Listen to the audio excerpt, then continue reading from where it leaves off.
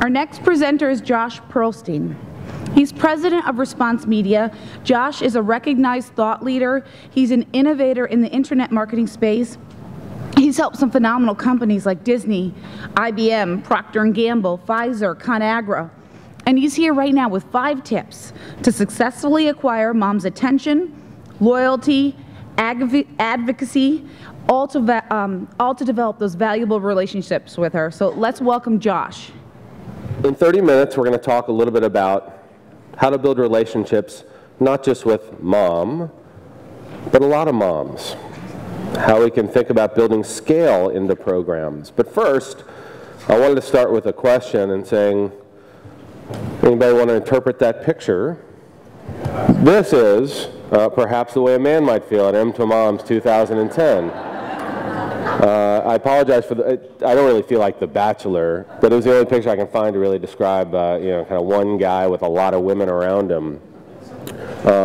Actually, it doesn't make me feel bad. I actually like the women to men ratio here. If it was like this in high school, I would have done much better, frankly.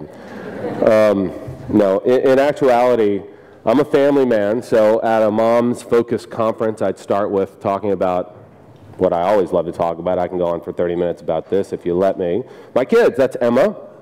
She's about to turn 7. And Levi, he just turned 3. They're my pride and joy. And I want to apologize ahead of time for the expression on Levi's face, not really a smile. For those of you who have a 3-year-old or have had a 3-year-old, they're at a stage where when you ask them to do something, they do the exact opposite. So whenever I ask him to pose for a picture, he always wants to make some sort of goofy face, and it's never really a smile. He forced me to put sunglasses on him before I could take his picture here. And then when I do actually get him to smile when I ask, he's at a stage where he doesn't quite know how. It's sort of forced. It's one of those forced smile faces.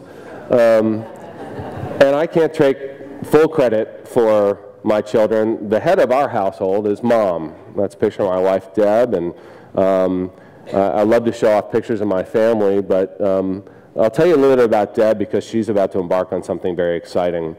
She's a recovering marketer. She used to be in marketing and brand management roles at places like the Weather Channel, Bell South, now AT&T. We live in Atlanta.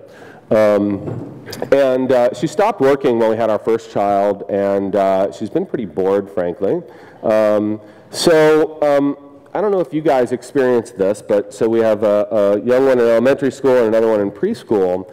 In Atlanta, there's sort of a phenomena where if you drive carpool, so you drive your kid to school, it's not uncommon to be sitting in carpool line for 30, 35 minutes.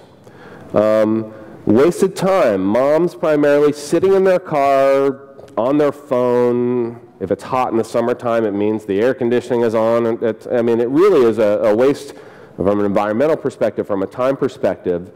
So my wife, Deb, understanding that, leveraged that insight into starting a business. Started about a month ago. It's called Carpool Cardio. She's a fitness fanatic, if you couldn't tell from her guns, as we like to call them.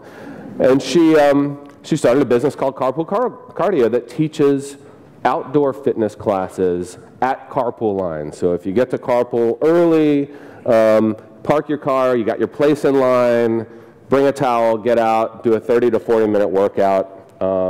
We found that a lot of moms don't have time to work out even after they drop their child off at school. They get diverted and going other directions. So very excited about this new business. She's already teaching at 4 different schools in Atlanta. We were featured, I say we. My wife was featured in the Atlanta Journal, our paper in Atlanta, on the cover. She was up there with Bobby Cox, the outgoing manager of the Atlanta Braves. I'm not sure what the donkey is doing there, but on the cover, I'm not a PR practitioner, but it was a great PR, big spread on the cover. The living section, that's her teaching a class. And then a huge spread on the inside, color pictures and all. We're very, very proud about this. And I'm telling you because I'm a proud husband of a mom, but I'm also telling you because we have an appreciation at Response Media for mom-founded, mom-focused businesses.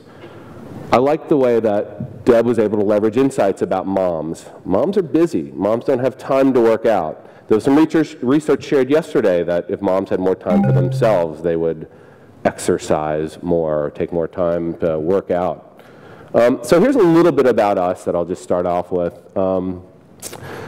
We were mom-founded. Our CEO, Betty Abion, can't be here today, and I apologize for that. She wishes she could, but she's primary owner of our firm as well. We're a women-owned business, and I mention that because a lot of our clients appreciate that. Most of the clients we work with target moms,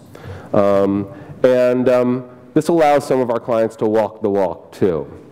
Their suppliers, their agencies, their partners are also mom-focused, mom-owned, woman-owned. We've been in business for 31 years.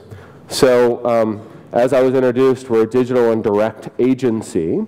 But before the age of the internet, we reached out to moms and built relationships between moms and brands through other direct media like direct mail, alternative or cooperative promotions.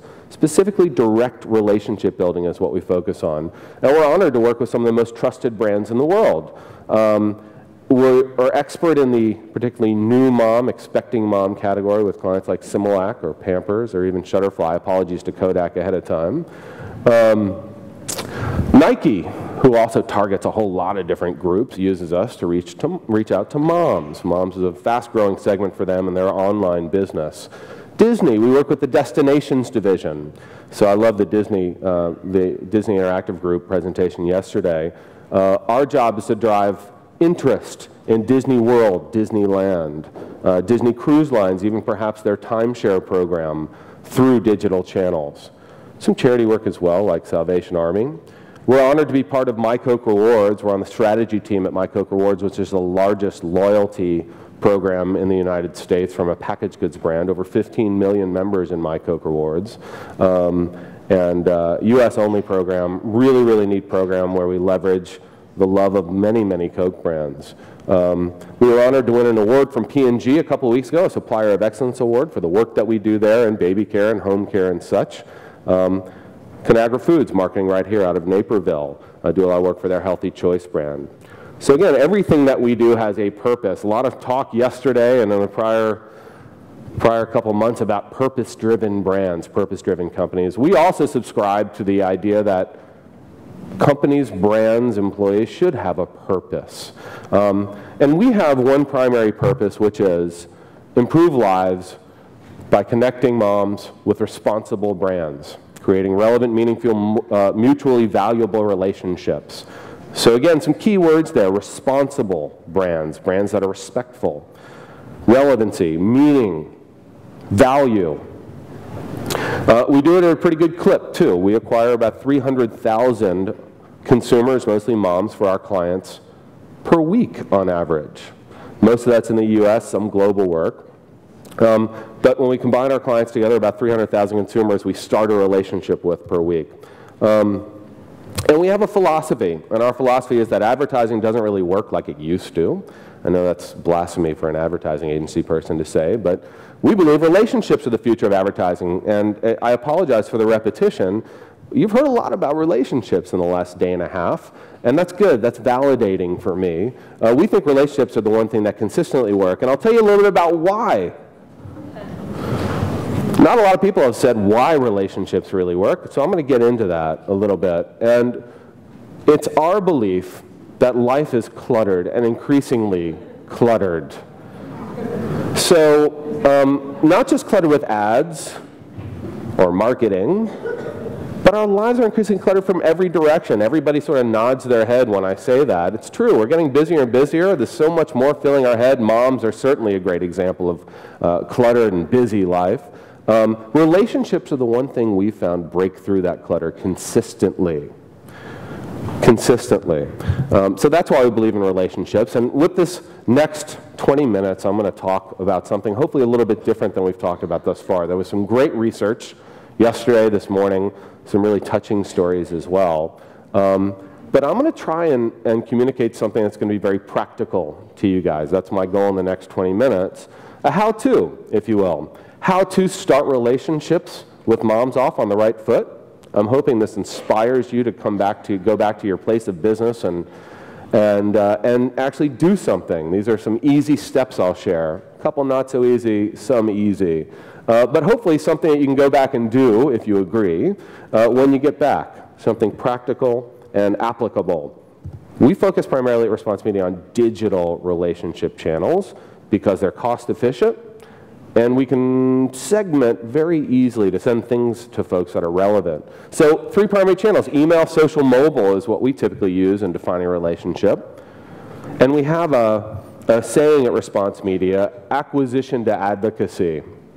That's how we build a relationship. But we've created some clear delineations on what a relationship really means. So I'm really trying to break it down here for you. When you're considering a relationship, again, talked about a lot over the last day and a half, we're going to talk a little bit about what that really means and some key points. And certainly it starts with awareness. Anybody knows that. You got to make a mom aware that you have a relationship opportunity with them. And you can use media for that. You can use social media for that, PR. Partners are often a very cost-efficient way to do that, putting your efforts together with another brand that's reaching the same audience and maybe accessing their moms or their consumers.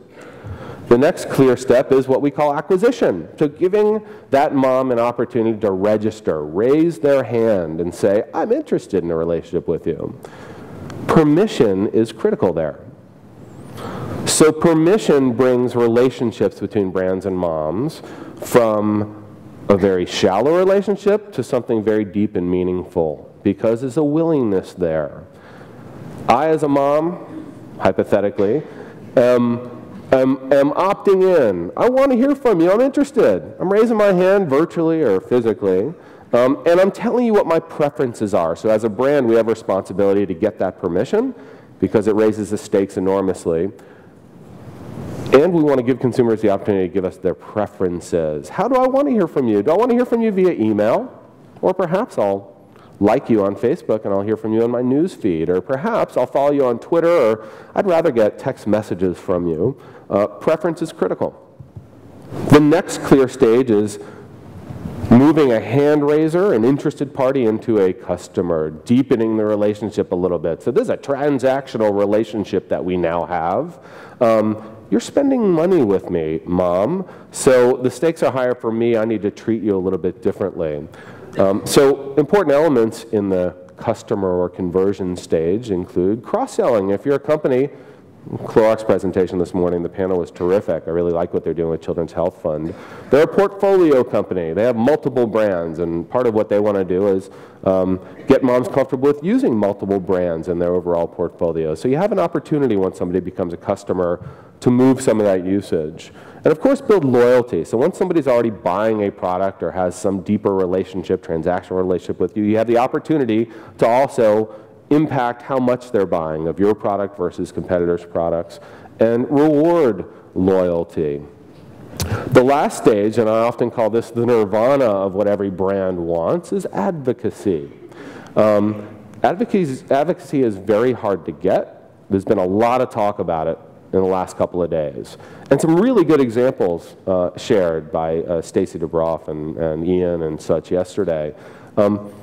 Even this morning in the Clorox panel, consumers, moms talked about what Clorox was talking about. Creating advocacy is challenging, and we found there are 3 key components in doing that outside of giving somebody the inspiration to want to share. You got to make it easy for them. Enable sharing. I mean, it's obvious, but it's often overlooked. Enable. 2, recognize it.